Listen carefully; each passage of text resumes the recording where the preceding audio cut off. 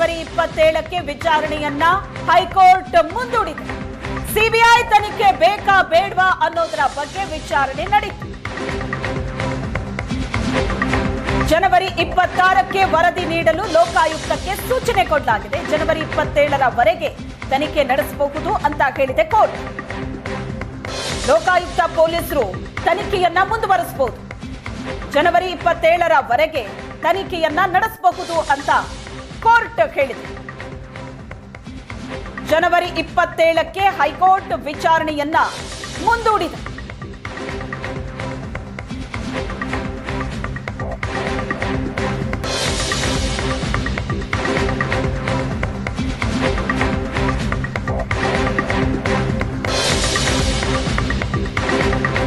ಇವತ್ತು ನಡೆದಂತಹ ವಿಚಾರಣೆ ಏನೇನಾಯ್ತು ಹಾಗಾದ್ರೆ ಈ ಬಗ್ಗೆ ಹೆಚ್ಚಿನ ಡೀಟೇಲ್ಸ್ ಅನ್ನ ಕೊಡ್ತಾರೆ ನಮ್ಮ ರಿಪೋರ್ಟರ್ ಗುರುರಾಜ್ ಹೂಗಾರ್ ಸಂಪರ್ಕದಲ್ಲಿದ್ದಾರೆ. ಹಾಗೇನೆ ಬೆಂಗಳೂರಿನಿಂದ ರಮೇಶ್ ನಮ್ಮ ಜೊತೆ ನೇರ ಸಂಪರ್ಕದಲ್ಲಿ ಜಾಯ್ನ್ ಆಗಿದ್ದಾರೆ. ಮೊದಲನೇದಾಗಿ ಗುರುರಾಜ್, ಇವತ್ತು ನಡೆದಂತ ವಿಚಾರಣೆ ಬಹಳ ಕುತೂಹಲ ಅಂತೂ ಇದ್ದೇ ಇತ್ತು. ಯಾಕಂದ್ರೆ ಸಿಎಂ ಸಿದ್ದರಾಮಯ್ಯನವರಿಗೂ ನಿರ್ಣಾಯಕ ದಿನ. ಸಿಬಿಐ ಈ ಪ್ರಕರಣದಲ್ಲಿ ಎಂಟ್ರಿ ಕೊಡಬಾರದು ಅಂತಲೇ ಶತಪ್ರಯತ್ನಗಳನ್ನ ಸಿದ್ದರಾಮಯ್ಯನವರು ನಡೆಸಿದ್ದಾರೆ. ಈಗ ಸಿಬಿಐ ತನಿಖೆ ಆಗಬೇಕು ಅಂತಲೇ ಸ್ನೇಹಮಯಿ ಕೃಷ್ಣ ಅವರು ಸಲ್ಲಿಸಿದ್ದಂತ ಅರ್ಜಿ, ಅದರ ವಿಚಾರಣೆ ನಡೀತು. ಏನೇನಾಯ್ತು ಕೋರ್ಟ್ನಲ್ಲಿ, ಯಾವ ರೀತಿ ವಾದ ನಡೀತು? ಶ್ವೇತಾ, ಆರಂಭದಿಂದಲೂ ಕೂಡ ಮೂಡ ಹಗರಣ ಬೆಳಕಿಗೆ ಬಂದಾಗ್ಲಿಂದಲೂ ಕೂಡ ಇದು ನಿಷ್ಪಕ್ಷಪಾತ ತನಿಖೆ ಆಗಬೇಕಾದ್ರೆ ಸಿಬಿಐಗೆ ಹೋಗಬೇಕು. ಯಾಕಂದ್ರೆ ರಾಜ್ಯದ ಮುಖ್ಯಮಂತ್ರಿ ಕುಟುಂಬವೇ ಈ ಮೂಡ ಹಗರಣದಲ್ಲಿ ಭಾಗಿಯಾಗಿದೆ. ಆ ಕಾರಣಕ್ಕಾಗಿ ಅಧಿಕಾರಿಗಳು ಒಂದು ನಿಷ್ಪಕ್ಷಪಾತವಾದಂತಹ ತನಿಖೆಯನ್ನು ನಡೆಸಲಿಕ್ಕೆ ಸಾಧ್ಯವಿಲ್ಲ. ಪ್ರತ್ಯಕ್ಷ ಅಥವಾ ಪರೋಕ್ಷವಾಗಿ ಕೂಡ ಅವರ ಮೇಲೆ ಇನ್ಫ್ಲುಯೆನ್ಸ್ ಆಗಬಹುದು ಅನ್ನುವಂತಹ ವಾದವನ್ನ ಈ ಅರ್ಜಿದಾರರು ಮಾಡ್ತಾನೆ ಇದ್ರು. ಅಂತಿಮವಾಗಿ ಹೈಕೋರ್ಟ್ನಲ್ಲೂ ಕೂಡ ಅರ್ಜಿಯನ್ನು ಸಲ್ಲಿಸಿದಾಗ ರಿಟ್ ಪಿಟಿಷನ್ ಅರ್ಜಿ ವಿಚಾರಣೆ ಕೈಗೆತ್ತಿಕೊಂಡಂತಹ ಹೈಕೋರ್ಟ್ ಪೀಠ ಸುದೀರ್ಘವಾಗಿ ಎರಡೂ ಕಡೆ ಪ್ರತಿವಾದವನ್ನ ಆಲಿಸ್ತಾ ಇದೆ. ಇದರಲ್ಲಿ ಸ್ನೇಹಮಯಿ ಕೃಷ್ಣ ಪರವಾದಂತಹ ವಕೀಲರು ವಾದವನ್ನ ಮಂಡಿಸುವಾಗ ಹೇಳಿದ್ರು, ಐಎಎಸ್ ಅಧಿಕಾರಿಗಳೇ ಈ ಹಗರಣದಲ್ಲಿ ಪೇಪರ್ಗಳನ್ನ, ಕಾಗದ ಪತ್ರಗಳನ್ನ ಹೊತ್ಕೊಂಡು ಹೋಗಿದ್ದಾರೆ. ಇಲ್ಲಿ ಅಂದ್ರೆ ಸೂಕ್ತವಾದಂತಹ ತನಿಖೆ ಇಲ್ಲಿ ನಡೆಯಲಿಕ್ಕೆ ಸಾಧ್ಯವಿಲ್ಲ. ಲೋಕಾಯುಕ್ತ ಪೊಲೀಸರು ಕೂಡ ರಾಜ್ಯ ಸರ್ಕಾರದ ವ್ಯಾಪ್ತಿಗೆ ಒಳಪಡ್ತಾರೆ. ಆ ಕಾರಣಕ್ಕಾಗಿ ಈ ಪ್ರಕರಣವನ್ನ ಸಿಬಿಐಗೆ ವಹಿಸಬೇಕು ಅನ್ನುವಂತ ವಾದವನ್ನ ಮಂಡಿಸಿದ್ರು. ಅದಕ್ಕೆ ಸಾಕಷ್ಟು ಕಾರಣಗಳನ್ನ ಕೂಡ ನ್ಯಾಯಾಧೀಶರ ಮುಂದೆ ಇಟ್ಟರು. ಒಂದು ಕಡೆ ನ್ಯಾಯಾಧೀಶರು ಲೋಕಾಯುಕ್ತ ಪೊಲೀಸರನ್ನು ಕೊಡಿದ್ರು, ತನಿಖಾ ವರದಿಯನ್ನು ನೀವು ತಂದಿದ್ದೀರಾ ನ್ಯಾಯಾಲಯಕ್ಕೆ ಅಂತ ಕೇಳಿದಾಗ ಅಲ್ಲಿ ಲೋಕಾಯುಕ್ತ ಪೊಲೀಸರು ಇನ್ನೂ ಕೊಟ್ಟಿಲ್ಲ ಅನ್ನುವಂತ ಮಾತನ್ನ ಹೇಳಿದಾಗ 27ರವರೆಗೆ ನೀವು ಇನ್ನೂ ತನಿಖೆಯನ್ನು ನಡೆಸಿ ಅಂತಿಮವಾಗಿ 28ಕ್ಕೆ ವಿಚಾರಣೆಯನ್ನು ಮುಂದೂಡಲಾಗಿದೆ. ಒಂದು ದಿನ ಮುಂಚಿತವಾಗಿ ಕೋರ್ಟ್ಗೆ ಆ ವರದಿಯನ್ನ ಸಲ್ಲಿಸಿ ಅನ್ನುವಂತ ಮಾತನ್ನ ಹೇಳಲಾಗಿದೆ. ಅಷ್ಟೆಲ್ಲ ಸ್ನೇಹಮಯಿ ಕೃಷ್ಣ ಪರ ವಕೀಲರ ವಾದ ತುಂಬಾ ಸ್ಪಷ್ಟವಾಗಿದೆ. ಈ ಪ್ರಕರಣದಲ್ಲಿ ಇದುವರೆಗೆ ಅಧಿಕಾರಿಗಳು ಯಾವ ರೀತಿ ಹಗರಣವನ್ನ ಮುಚ್ಚಿ ಹಾಕಲಿಕ್ಕೆ ಪ್ರಯತ್ನಿಸಿದ್ರು, ಪ್ರತ್ಯಕ್ಷವಾಗಿ ಮತ್ತು ಪರೋಕ್ಷವಾಗಿ ಮುಖ್ಯಮಂತ್ರಿಗಳು ಈ ಪ್ರಕರಣದಲ್ಲಿ ಯಾವ ರೀತಿ ಪ್ರಭಾವ ಬೀರಲಿಕ್ಕೆ ಪ್ರಯತ್ನಿಸಿದ್ದಾರೆ ಅನ್ನುವಂಥ ವಿಚಾರವನ್ನ ಹೈಕೋರ್ಟ್ ಮುಂದೆ ಸ್ನೇಹಮಯಿ ಕೃಷ್ಣ ಪರ ವಕೀಲರು ವಾದ ಮಂಡಿಸಿದ ಹಿನ್ನೆಲೆಯಲ್ಲಿ ಇನ್ನೂ ಕೂಡ ವಿಚಾರಣೆ ಬಾಕಿ ಇದೆ. ಮುಂದೆ 28 ಕೂಡ ಮತ್ತೆ ಒಂದಷ್ಟು ಆಕ್ಷೇಪಣೆಗಳನ್ನು ಸಲ್ಲಿಸಲಿಕ್ಕೆ ಇಬ್ಬರಿಗೂ ಕೂಡ ಅವಕಾಶವನ್ನು ಕಲ್ಪಿಸಲಾಗಿದೆ. ಒಂದು ಕಡೆ ಮುಖ್ಯಮಂತ್ರಿಗಳ ಪರವಾಗಿ ಅಥವಾ ಮೂಡ ಹಗರಣದಲ್ಲಿ ಯಾರು ಪ್ರತಿವಾದಿಗಳಾಗಿದ್ದಾರೆ ಅವರಿಗೂ ಕೂಡ ಆಕ್ಷೇಪಣೆಗಳನ್ನು ಸಲ್ಲಿಸಲಿಕ್ಕೆ ಕೋರ್ಟ್ ಅವಕಾಶವನ್ನ ನೀಡಿದೆ. ಹಾಗಾಗಿ 28ಕ್ಕೆ ಈ ಪ್ರಕರಣ ಮುಂದೂಡಲಾಗಿದೆ.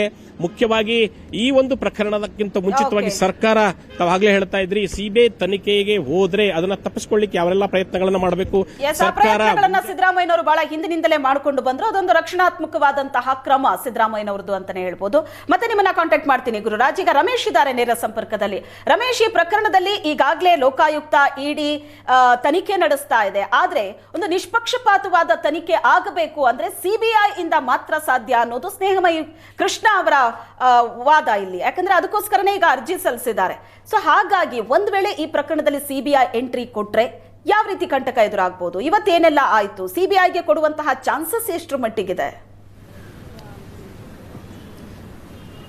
ಶ್ವೇತಾ, ದೂರದಾರ ಅಂತ ಸ್ನೇಹಮಯಿ ಕೃಷ್ಣ ಅವರ ಆಗ್ರಹ ಒಂದೇ, ಈ ಪ್ರಕರಣದ ತನಿಖೆಯನ್ನ ರಾಜ್ಯ ಪೊಲೀಸರು ಒಳಗೊಂಡಂತ ಯಾವುದೇ ತನಿಖಾ ಸಂಸ್ಥೆ ತನಿಖೆಯನ್ನು ಮಾಡಿದರೂ ಕೂಡ ಅದೊಂದು ನಿಷ್ಪಕ್ಷಪಾತವಂತ ತನಿಖೆಯನ್ನು ಮಾಡಲಿಕ್ಕೆ ಸಾಧ್ಯ ಇಲ್ಲ. ಹಾಗಾಗಿ ಒಂದು ಇಂಡಿಪೆಂಡೆಂಟ್ ಏಜೆನ್ಸಿ ಅಥವಾ ಸಿಬಿಐಗೆ ಒಂದು ಪ್ರಕರಣವನ್ನು ವಹಿಸಬೇಕು ಅನ್ನುವಂಥದ್ದು ಪ್ರಮುಖವಾದ ವಾದ ಆಗಿರುವಂತದ್ದು. ಈ ಸಂಬಂಧಪಟ್ಟಂತೆ ಹೈಕೋರ್ಟ್ನ ಏಕಸದಸ್ಯ ಪೀಠದಲ್ಲಿ ಇವತ್ತು ವಿಚಾರಣೆ ನಡೀತು. ವಿಚಾರಣೆ ನಡೆದ ಸಂದರ್ಭದಲ್ಲಿ ಸ್ನೇಹಮಯಿ ಕೃಷ್ಣ ಅವರ ಪರವಾಗಿ ಬಂದಿದ್ದಂತ ಸುಪ್ರೀಂ ಕೋರ್ಟ್ನ ಮಾಜಿ additional solicitor general Maninder Singh ಅವರು ಈ ಪ್ರಕರಣದಲ್ಲಿ ಒಂದಷ್ಟು ಅಂಶಗಳನ್ನ ನ್ಯಾಯಾಲಯದ ಗಮನಕ್ಕೆ ತರುವಂತ ಪ್ರಯತ್ನಗಳನ್ನ ಮಾಡ್ತಾರೆ. ಅಂದ್ರೆ ಲೋಕಾಯುಕ್ತ ಪೊಲೀಸರು ಮಾಡ್ತಾ ಇರುವಂತಹ ತನಿಖೆ ಒಂದು ನಿಷ್ಪಕ್ಷಪಾತವಾಗಿಲ್ಲ, ಜೊತೆಗೆ ಈ ಸಂಬಂಧಪಟ್ಟಂತೆ ಒಂದು ಸ್ವಯಂ ಪ್ರೇರಿತವಾದಂತಹ ಒಂದು ತನಿಖೆಯನ್ನು ರಾಜ್ಯ ಸರ್ಕಾರ ಇನ್ಸಿಸ್ಟ್ ಮಾಡಿತ್ತು. ಆ ಒಂದು ತನಿಖೆ ಈಗಾಗಲೇ ಮುಕ್ತಾಯ ಮಾಡಿದ್ದಾರೆ. ಮುಕ್ತಾಯ ಮಾಡಿ ಆ ಒಂದು ದಾಖಲೆಗಳನ್ನ ನಗರಾಭಿವೃದ್ಧಿ ಇಲಾಖೆಯ 3 ಅಧಿಕಾರಿಗಳನ್ನ ಕೊಂಡೊಯ್ದಿದ್ದಾರೆ ಅನ್ನುವಂಥದ್ದು ಪ್ರಮುಖವಾದಂಥ ವಾದವನ್ನು ಅಲ್ಲಿ ಪ್ರಮುಖವಾಗಿ ಮಂಡಿಸ್ತಾರೆ. ಜೊತೆಗೆ ಈ ಸಂಬಂಧಪಟ್ಟಂತೆ ಪಾರ್ವತಿ ಅವರು, ಸಿದ್ದರಾಮಯ್ಯ ಅವರ ಪತ್ನಿ ಪಾರ್ವತಿ ಅವರು ಯಾವತ್ತು ನಾವು ಸೈಟ್ ವಾಪಸ್ ಕೊಡ್ತೇವೆ ಅಂತ ಹೇಳ್ತಾರೆ, ಅವತ್ತೇ ಕೂಡ ದಾಖಲೆಗಳನ್ನು ವಾಪಸ್ ಪಡ್ಕೊಳ್ಳುವಂಥ ಒಂದು ತರಾತುರಿಯಲ್ಲಿ ಕೆಲಸಗಳನ್ನು ಮಾಡ್ತಾ ಇರುವಂಥದ್ದನ್ನು ನೋಡಿದರೆ, ಇಲ್ಲಿ ಎಲ್ಲೋ ಒಂದು ಕಡೆ ಇದು ಪೊಲೀಸ್ ಅಧಿಕಾರಿಗಳು, ಅದರ ಲೋಕಾಯುಕ್ತ ಅಧಿಕಾರಿಗಳು ನಿಷ್ಪಕ್ಷಪಾತವಾದಂತಹ ತನಿಖೆಯನ್ನ ನಡೆಸ್ತಾ ಇಲ್ಲ. ಸೊ ಹಾಗಾಗಿ ಈ ಪ್ರಕರಣಕ್ಕೆ ಸಂಬಂಧಪಟ್ಟಂತೆ ನಾವೊಂದಷ್ಟು ವಿಚಾರಗಳನ್ನ ಇಲ್ಲಿ ಕೋರ್ಟ್ ಮುಂದೆ ಗಮನಕ್ಕೆ ತರ್ತೇವೆ, ಅದಕ್ಕೆ ಅವಕಾಶವನ್ನು ಮಾಡಿಕೊಡ್ಬೇಕು ಅನ್ನುವಂಥ ವಾದವನ್ನು ಮಂಡಿಸ್ತಾ ಇದ್ರು. ಈ ಸಂಬಂಧಪಟ್ಟಂತೆ ಲೋಕಾಯುಕ್ತ ಪೊಲೀಸರ ಪರವಾಗಿ ಹಾಜರಿದ್ದಂಥ ವೆಂಕಟೇಶ್ ಅರಬಟ್ಟಿ ವಕೀಲರಿಗೆ ಕೂಡ ಹೇಳ್ತಾರೆ, ಅಂದ್ರೆ ತನಿಖೆಗೆ ಸಂಬಂಧಪಟ್ಟ ದಾಖಲೆಗಳನ್ನ ತೆಗೆದುಕೊಂಡು ಬಂದಿದ್ದೀರಾ ನೀವು ಅನ್ನುವಂಥದ್ದು. ಅದರ ಅಧಿಕಾರಿಗಳು ಬಂದಿದ್ದಾರೆ, ವರದಿ ಇಲ್ಲ ಅನ್ನುವಂಥದ್ದು ಹೇಳಿದ ಸಂದರ್ಭದಲ್ಲಿ ವರದಿಯನ್ನು ಕೊಡಬೇಕು ಅನ್ನೋದು, ನಾಳೆಯೇ ವರದಿಯನ್ನು ಕೊಡಬೇಕು ಅಂತ ಹೇಳಿ ವಿಚಾರಣೆ ನಡೆಯುವಂಥ ಸಂದರ್ಭದಲ್ಲಿ ಹೇಳ್ತಾರೆ. ಅದಾದ ನಂತರ ಅಂತಿಮವಾಗಿ ಇನ್ನು ಉಳಿದಂತ ಪ್ರತಿವಾದಿಗಳಿದೆ, ಇದರಲ್ಲಿ ಸಿದ್ದರಾಮಯ್ಯ ಇದ್ದಾರೆ, ಪಾರ್ವತಿ ಅವರಿದ್ದಾರೆ, ದೇವರಾಜ್ ಇದ್ದಾರೆ, ಮತ್ತೆ ಬೇರೆ ಬೇರೆ ಪ್ರತಿವಾದಿಗಳಿದ್ರು. ಆ ಪ್ರತಿವಾದಿಗಳಿಗೆ ಒಂದು ಆಕ್ಷೇಪಣೆ ಸಲ್ಲಿಸಲಿಕ್ಕೆ ಕಳೆದ ವಿಚಾರಣೆ ಸಂದರ್ಭದಲ್ಲಿ ಅವರಿಗೆ ನೋಟಿಸ್ ಅನ್ನು ಜಾರಿ ಮಾಡಲಾಗಿತ್ತು. ಆ ಎಲ್ಲ ಪ್ರತಿವಾದಿಗಳು ಕೂಡ ಇವತ್ತು ಆಕ್ಷೇಪಣೆಯನ್ನು ಸಲ್ಲಿಸ್ತಾರೆ. ಆದರೆ ರವಿವರ್ಮ ಕುಮಾರ್ ಅವರು ಸಿಎಂ ಪರವಾಗಿ ಹಾಜರಿದ್ದರು. ಅವರು ಹೇಳುವಂತದ್ದೇನೆಂದ್ರೆ, ಇತರೆ ಪ್ರತಿವಾದಿಗಳು ಸಲ್ಲಿಸಿರುವಂತಹ ಆಕ್ಷೇಪಣೆ ನಮಗಿನ್ನೂ ಸಿಕ್ಕಿಲ್ಲ ಅನ್ನುವಂಥದ್ದು. ಹಾಗಾಗಿ ಎಲ್ಲರ ಆಕ್ಷೇಪಣೆಗಳು ಎಲ್ಲರೂ ಕೂಡ ಎಕ್ಸ್ಚೇಂಜ್ ಮಾಡ್ಕೊಳ್ಳಿ ಅನ್ನುವಂತ ಒಂದು ಸೂಚನೆ ಕೂಡ ಕೊಡಲಾಯಿತು. ಅದರ ಜೊತೆಗೆ ಈ ಒಂದು ಪ್ರಕರಣದ ಬಗ್ಗೆ ಲೋಕಾಯುಕ್ತ ಪೊಲೀಸರು ತನಿಖೆಯನ್ನೇ ನಡೆಸ್ತಾ ಇದ್ದಾರೆ. ತನಿಖೆಯನ್ನ ನಡೆಸಿ ಇನ್ನು ಮುಂದಿನ ವಿಚಾರಣೆ ನಿಗದಿ ಆಗುವ ಇಂದಿನ ದಿನವೇ ಒಂದು ವರದಿಯನ್ನು ಕೊಡಬೇಕು ಅಂತೇಳಿ ಲೋಕಾಯುಕ್ತ ಪೊಲೀಸರ ಅಂದ್ರೆ ಹೆಡ್ ಆಗಿರುವಂತಹ ಎಡಿಜಿಪಿ ಅವರಿಗೆ ಸೂಚನೆ ಕೂಡ ಕೊಟ್ಟರು. ಅದಾದ ನಂತರ ಪ್ರಕರಣ ವಿಚಾರಣೆಯನ್ನು ಜನವರಿ 27ಕ್ಕೆ ಮುಂದೂಡಿಕೆ ಮಾಡಲಾಯಿತು. ಮುಂದೂಡಿಕೆ ಮಾಡಿ ಅವತ್ತು ಒಂದು ಎಲ್ಲ ಪಕ್ಷಗಾರರ ಅಂದ್ರೆ ಎಲ್ಲ ಪಾರ್ಟಿಗಳಿದ್ದಾರೆ ಅವರ ಎಲ್ಲರ ವಾದವನ್ನು ಆಲಿಸಿ ಒಂದು ಆದೇಶವನ್ನು ಮಾಡ್ತೇವೆ ಅಂತ ಹೇಳಿರುವಂತದ್ದು. ಮತ್ತೆ ಅಲ್ಲಿಯವರೆಗೆ ಜನಪ್ರತಿನಿಧಿಗಳ ವಿಶೇಷ ನ್ಯಾಯಾಲಯಕ್ಕೆ ಒಂದು ಅಂತಿಮ ವರದಿಯನ್ನು ಲೋಕಾಯುಕ್ತ ಪೊಲೀಸರು ಸಲ್ಲಿಸಲಿಕ್ಕೆ ಒಂದೇನು ತಡೆಯನ್ನ ನೀಡಲಾಗಿತ್ತು. ಅದು ಜನವರಿ 28ರವರೆಗೆ ಸಲ್ಲಿಸಬಾರದು ಅಂತ ಹೇಳ್ತು. ಆದರೆ 27ಕ್ಕೆ ವಿಚಾರಣೆ ಇರೋದ್ರಿಂದ ಅದು ಯಥಾಸ್ಥಿತಿ, ಅವರು ಕೋರ್ಟ್ ಮುಂದೆ ಅಂತಿಮ ವರದಿನ ಸಲ್ಲಿಸಲಿಕ್ಕೆ ಸಾಧ್ಯ ಆಗಿಲ್ಲ. ಆದರೆ ವಿಚಾರಣೆಯನ್ನು ನಡೆಸಬಹುದು. ವಿಚಾರಣೆಯನ್ನು ನಡೆಸಿ ಜನವರಿ 27ಕ್ಕೆ ವಿಚಾರಣೆ ಇದ್ರೆ ಜನವರಿ 26ರವರೆಗೆ ಏನು ತನಿಖೆಯನ್ನು ಮಾಡ್ತಾರೆ ಆ ತನಿಖಾ ವರದಿಯನ್ನು ಲೋಕಾಯುಕ್ತ ಪೊಲೀಸರು ನೀಡಬೇಕು ಅನ್ನುವಂಥದ್ದು. ಸೊ ಇದು ಇವತ್ತಿನ ಇಡೀ ವಿಚಾರಣೆ ನೋಡ್ತಾ ಹೋದ್ರೆ ಸ್ನೇಹಮಯಿ ಕೃಷ್ಣ ಪರ ವಕೀಲರು ಸಾಕಷ್ಟು ಅಂಶಗಳನ್ನ ಒಂದಷ್ಟು ಕೋರ್ಟ್ ಗಮನಕ್ಕೆ ತರುವಂತಹ ಪ್ರಯತ್ನಗಳನ್ನು ಮಾಡಿದ್ರು. ಯಾವ ಕಾರಣಕ್ಕಾಗಿ ನಿಷ್ಪಕ್ಷಪಾತ ತನಿಖೆ ನಡೀತಾ ಇಲ್ಲ, ಹಾಗಾಗಿ ತನಿಖೆಯನ್ನ ಸಿಬಿಐಗೆ ನೀಡಬೇಕು ಅಂತ ಹೇಳಿ. ಆದ್ರೆ ಅಂತಿಮವಾಗಿ ಕೋರ್ಟ್ ಎಲ್ಲ ವಾದವನ್ನು ಆಲಿಸಿ ಒಂದು ಆದೇಶವನ್ನು ಮಾಡ್ತೇನೆ. ಸೊ ಹಾಗಾಗಿ ಫರ್ದರ್ ವಿಚಾರಣೆಗಾಗಿ 27ಕ್ಕೆ ವಿಚಾರಣೆಯನ್ನು ಮುಂದೂಡಿ ಆದೇಶ ಮಾಡಿದಂತದ್ದು. ಶ್ವೇತಾ, ಥ್ಯಾಂಕ್ ಯು ರಮೇಶ್, ನಿಮ್ಮೆಲ್ಲ ಡೀಟೇಲ್ಸ್ಗೆ.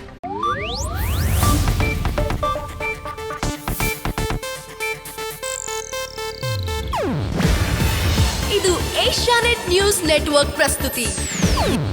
ನೀವು ನೋಡ್ತಿದ್ದೀರಾ ಏಷ್ಯಾನೆಟ್ ಸುವರ್ಣ ನ್ಯೂಸ್.